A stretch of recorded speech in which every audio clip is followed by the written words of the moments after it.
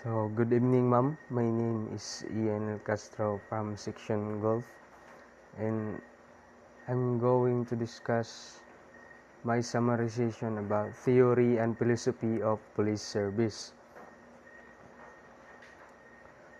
So, PNP SEAL meaning and symbolism. So, Lapu-Lapu is a great Filipino hero of Mactan, and Laurel, it symbolizes the 14 regional commands. It also a symbol of honor, dignity, and privilege of a member of a noble organization were called to public service. Then the shield. This is the symbol of the Philippine Constabulary, the first national police of virtue of Organic Act number 175. Then the Medal of Valor, the highest honor of a grateful Filipino nation can bestow on its gallant sons in the service of Republic. Then the 3 stars, this symbolizes Luzon, Visayas, and Mindanao and the 1,700 islands. Then the PNP badge. PNP badge, it has a Philippine monkey eating eagle, the national bird. It is the symbol of swiftness and ferocity, power and courage and immortality. Then the PNP shield symbolizes the protection of all citizens. 3 stars, this stands for Luzon, Visayas, and Mindanao. 8 sun rays, this represent the 8 provinces whose ideal of courage, gallantry, patriotism led to the revolt against the Spain. Then the service, honor, justice.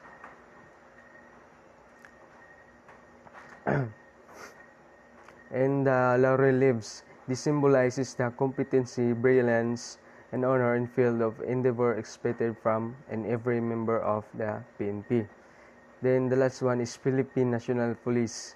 This stands for identity and solidarity.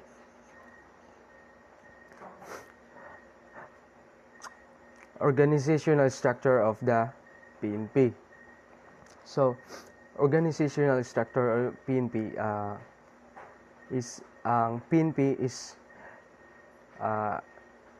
driya kay gibahin sa lahi-lahi nga group kibali para mas effective ang pagpamahala. Then sugod ni siya sa ubos nga level hantod sa taas na ginatawag og PNP Command Group. Then the fundamental purpose of police service. So, major crimes. Examples is homicide, murder, rape, robbery, arson, kidnapping, and other heinous crimes. The second one is offense against public morals. So, example is vices, gambling, prohibited drugs, and etc. And the third one, those related to maintenance of peace and order, like illegal possession of weapons, vagrancy, trespassing, assaults, and etc. Then police activities. Number 1 is prevention of criminality. Then the second one is repression of crime. So ang mga police is magpatrol sila like sa mga prone area, prone sa criminality nga area, dira sila magpatrol para mas ma-lessen ang crime. Ang ikatulo is apprehending of offenders. So diri katong mga individual nga nakakommit og crime is kailangan dakpon gid sila. Mo nila trabaho, dakpon nila. 4 is recovery of property or stolen and others. So like mga stolen things, mga alahas like ngana is ilan nang ibalik or ilan nang i-recover. Regulation of non-criminal conduct. It is also apprehension and punishment of offenders to secure obedience education of the public falls under this police activity, and report concerning sanitation and public safety matters should matters also be considered. And the last one is performance of related miscellaneous service like emergencies such as search and rescue operations, mga accidents, and also calamities. Muna ang mga batonon or activities nila. Fundamental theories of police service. So, home rule theory. Sa home rule theory is police diri is considered as the servants of community. Then the kaduha is the continental theory. Police is ang police is considered is servants of the higher authority. In the concepts of police service, old concept or traditional concept. So the yardstick of efficiencies diri sa old concept is the more nga daghan og kuan kini violators nga na dakop is the more nga mas efficiency. Ang like kini bali number of arrest, mas efficiency siya. Then sa modern concept, the yardstick of efficiency diri is the absence of crime. So diri as a modern concept is more on prevention of crime ni siya. Then the principle of organization or organization. Number 1 is the span of control. So span of control is maximum of number of subordinates is controlled by superior. So a superior is control niya is like minimum or katong makaya ra niya para mas to supervise effectively. Then delegation of authority. So delegation of authority, organization grows in complexity, it soon becomes apparent that delegation must take one place. Then sa delegation of authority is process po niya sa activity to the process of committing activity to another care. And sa ikatulo is authority. Involves the right to make decisions, maghatag orders, and speak to be obeyed relation to work and assignments. Then number 4 is responsibility and then accountability. So double ni siya, double organization. Ang responsibility is the obligation is to perform the assigned work in suitable manner. Then number 2, the accountability is for its performance. Number 5 is delegation. It is the act of transferring selected responsibilities with commensurate authority to one more subordinates. So sa unity of command is from the bottom to top of sa organization is isa ray dapat sundon is the superior. Kung sa superior mao ray sundon sa from bottom to top sa organization. The chain of the last one is chain of command. Chain of command refers to the line of chain of supervisor from to bottom.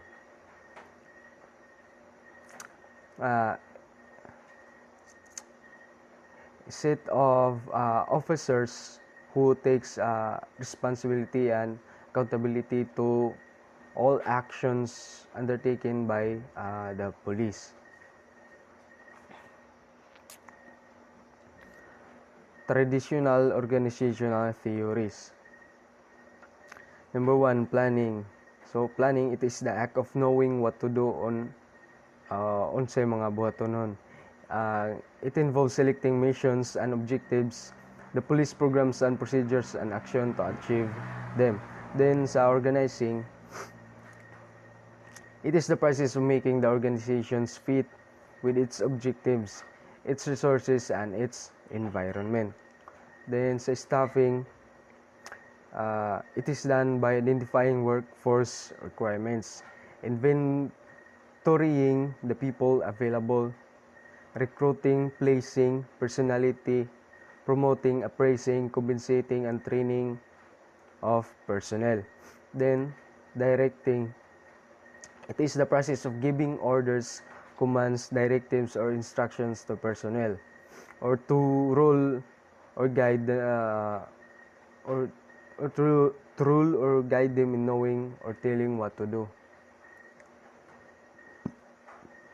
In sa coordinating,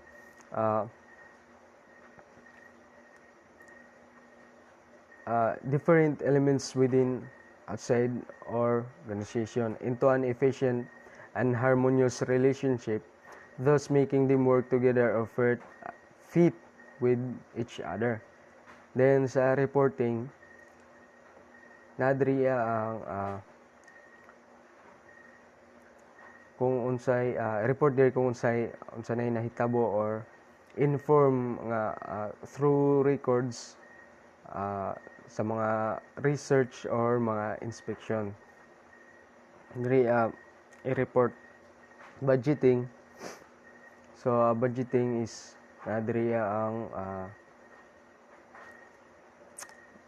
income, budget sa income, i-budget na diri ang income or katong mga nagasto sa organization. Then open systems theory. So nadri ang Maslow's needs hierarchy. So ang Maslow's needs hierarchy is it is human needs. Pwede siya mag-group together into broad classes and could be arranged into a hierarchy from the lower order to the higher order of needs. The second one is the Herzberg's motivation hygiene theory. So diri na theory is naay factors nga maka motivate and demotivate sa ka-employees. So the factors that can motivate employees is a motivator, and the factor that can demotivate employees is if they did not meet their expectations in that company. Contingency theory so explains that there are specific factors which can affect the direct relationships between independent and dependent variables in the study of organizational behavior. Then theory Z. Theory Z can make company workers focus on training and individual responsibility, leading to skill acquisition and improvement. And also it improves the quality of products and services. if naani sa if ang company is na ay theory Z.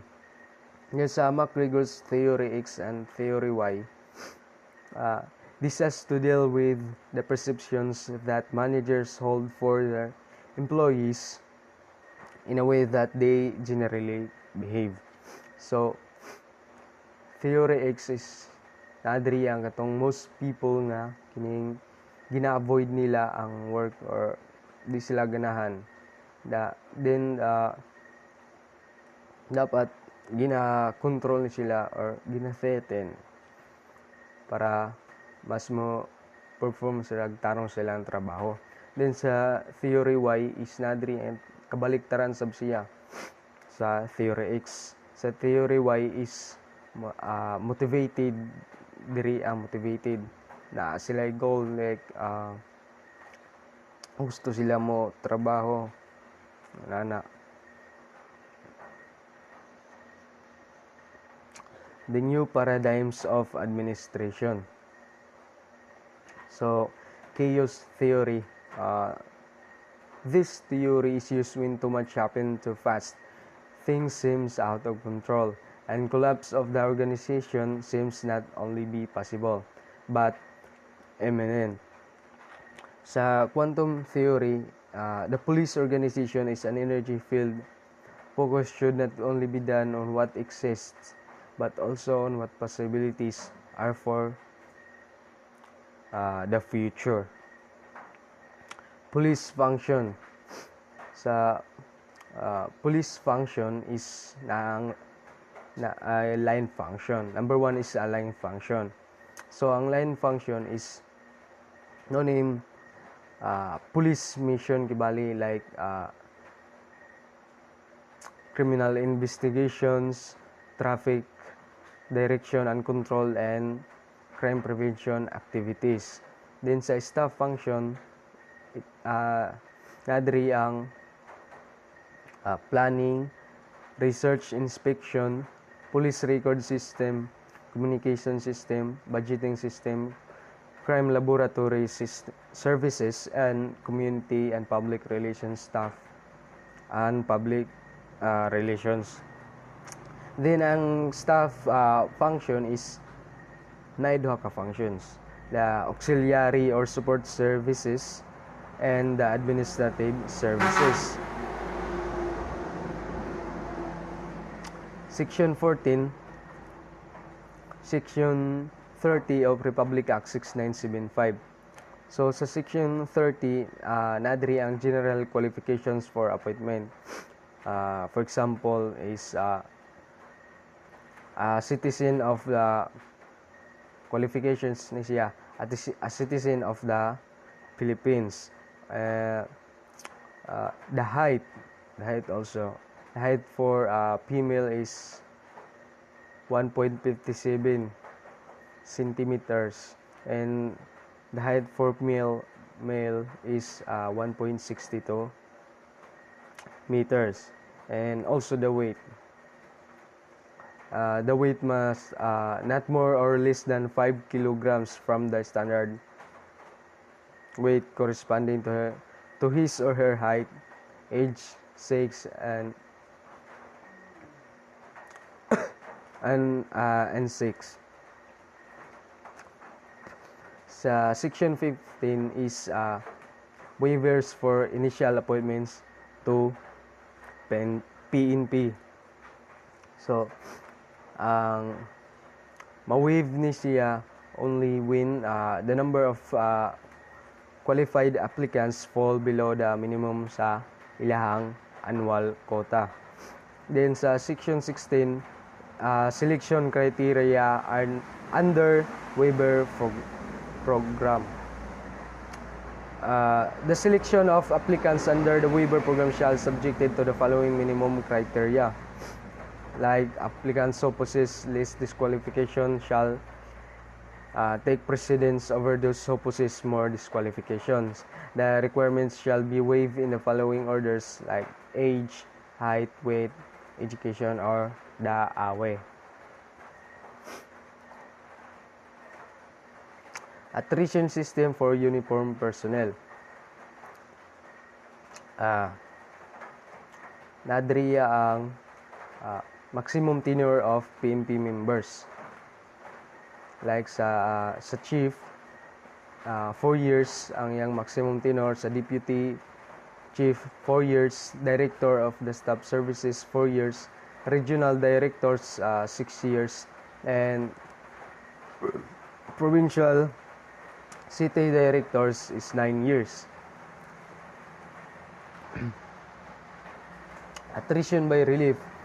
Attrition, a PNP uniform personnel has been relieved for just cause and has not been given an assignment within 2 years after such relief shall be retired or separated. Attrition by demotion in position in rank. Any PNP personnel, civilian or uniform, who is relieved and assigned to a position lower than the establishment for his or her grade in the PNP staffing pattern shall not be assigned to a position commensurate to his grade within 8 months after such demotion. Position shall be retired or separated. Attrition by non-promotion. Any PNP personnel who has not been promoted for a continuous period of 10 years shall be retired or separated. Attrition by means.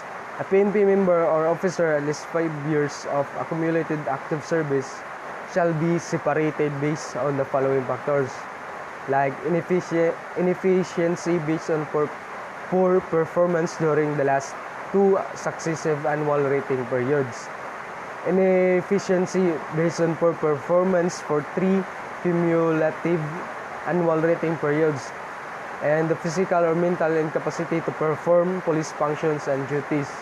Then, and sa D, failure to pass the required entrance examination twice or finish the required career courses except for justifiable reasons.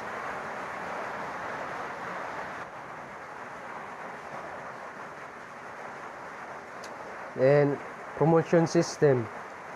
Within 6 months after the effectivity of this act, the Commission shall establish a system promotion for uniform and non-uniform personnel of the PNP. Then sa promotion by virtue position, any PNP designated to any K position whose rank is lower than that which is required for such position. Then Section 33. In the Section 38 promotions, uniform member of the PNP shall not eligible for promotion to a higher position rank unless he or she has successfully passed the corresponding promotional examination given by the Commission or the bar. Then, so ang meritorious promotion,